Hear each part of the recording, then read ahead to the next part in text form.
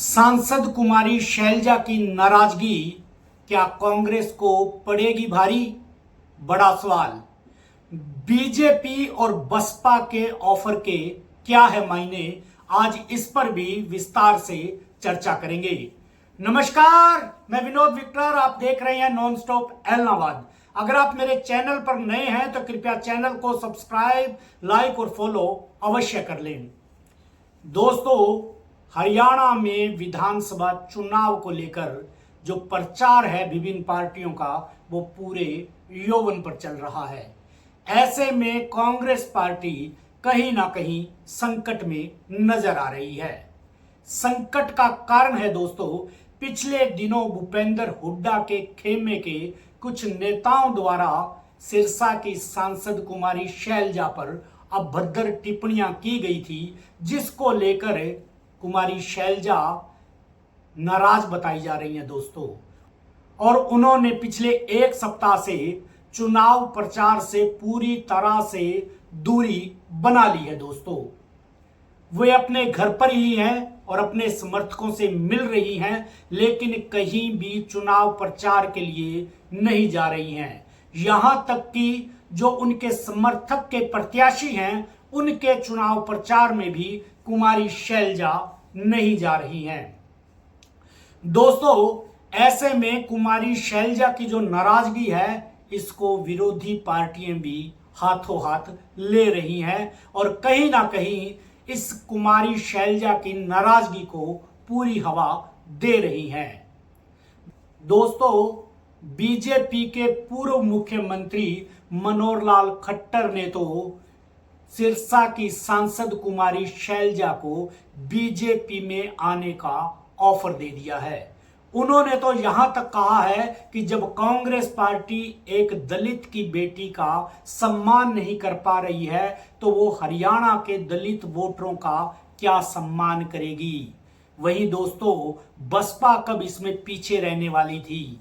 बसपा के राष्ट्रीय कोऑर्डिनेटर आकाश आनंद ने भी कुछ ऐसा ही ऑफर कुमारी शैलजा को दिया है। उन्होंने भी कुमारी शैलजा को बसपा ज्वाइन करने का ऑफर दिया है और इसी के साथ उन्होंने जोड़ा है कि बसपा दलितों की हितैषी पार्टी है और बसपा में उन्हें पूरा मान सम्मान दिया जाएगा। दोस्तों, इस ऑफर के क्या मायने हैं, इसको समझने के लिए हमें जरा हरियाणा में दलित वोटर की स्थिति को समझना होगा।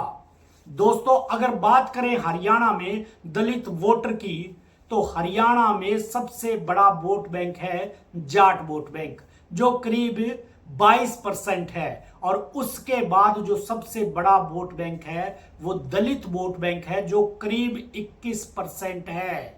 दोस्तों, इसी के साथ हरियाणा की 90 में से 17 सीटें आरक्षित हैं और कहीं ना कहीं हरियाणा की 90 सीटों में से 30 सीटों पर दलित वोटर का प्रभाव है। दोस्तों, ये सारा खेल इन्हीं आंकड़ों का है। दोस्तों, अगर हम बात करें 2019 के लोकसभा चुनावों की, तो हरियाणा में कांग्रेस को पिछले दिनों लोकसभा चुनावों में 68% के करीब दलित वोटर मिला था।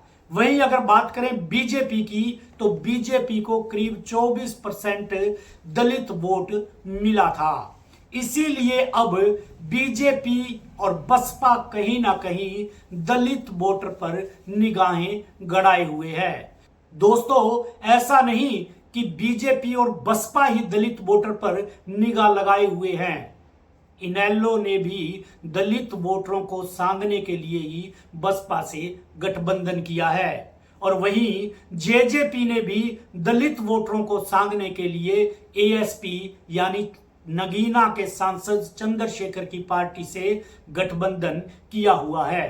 कहीं ना कहीं सभी पार्टियों की निगाह हरियाणा में जो 21% दलित वोटर है उन पर लगी हुई है। दोस्तों, ऐसा नहीं कि कुमारी शैलजा जो सिरसा की सांसद हैं, उनकी नाराजगी को कांग्रेस हल्के में ले रही है। कहीं ना कहीं कांग्रेस हाई कमान को भी इस बात का पता है कि अगर कुमारी शैलजा नाराज रहती हैं तो हरियाणा की करीब 40 सीटों पर इसका सीधा सीधा नुकसान कांग्रेस को हो सकता है। इन 40 सीटों में सिरसा लोकसभा क्षेत्र की 9 सीटें और अंबाला की 4 सीटें भी शामिल है दोस्तों। अब देखना बड़ा दिलचस्प होगा कि कांग्रेस पार्टी सिरसा की सांसद कुमारी शैलजा की नाराजगी को किस तरह से दूर कर पाती है। हालांकि कुमारी शैलजा की नाराजगी को दूर करने के लिए भूपेंद्र हुड्डा ने भी प्रयास किए हैं। उन्होंने भी पिछले दिनों एक प्रेस कॉन्फ्रेंस में कहा कि कुमारी शैलजा कांग्रेस पार्टी की एक बड़ी नेता हैं और मेरी बहन जैसी हैं। लेकिन दोस्तों, सूत्रों की रिपोर्ट है कि इससे भी कांग्रेस सांसद कुमारी शैलजा की नाराजगी दूर नहीं हुई है।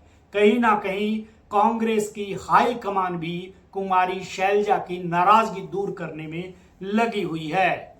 इतना तो तय है दोस्तों, अगर कुमारी शैलजा की नाराजगी को कांग्रेस हाई कमान दूर नहीं कर पाती है तो हरियाणा के विधानसभा चुनाव में कांग्रेस पार्टी को नुकसान होना लाजमी है।